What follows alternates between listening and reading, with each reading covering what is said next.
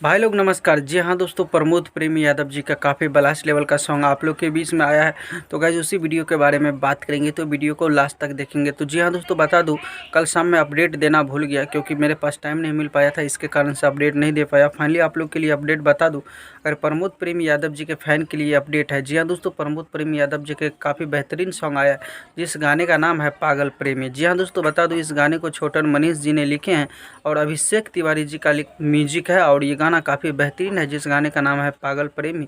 और इस गाने को प्रमोद प्रेमी यादव जी ने गाया है। फाइनली इस गाने को आज सुबह में 6:30 में रिलीज़ कर दिया गया है यसी फिल्म से। तो आप लोग जाइए और इस गाने को देखिएगा और काफ़ी बेहतरीन गाना है। आशा और विश्वास है ये गाना आप लोग को काफ़ी पसंद आएगा। ऐसा ही अपडेट पाना चाहते हैं तो चैनल से जुड़ जाइए, क्योंकि खेसारी लाल यादव और प्रमोद प्रेमी यादव जी से रिलेटेड एक से एक बेहतरीन खबर हमारे यूट्यूब चैनल के माध्यम से आप लोग को देखने को मिलता है। अगर शाम में कोई भी अपडेट आता है तो न्यूज़ के माध्यम से बता देंगे। मिलते हैं नेक्स्ट वीडियो में, तब तक के लिए bye, take care, love you all, धन्यवाद दोस्तों।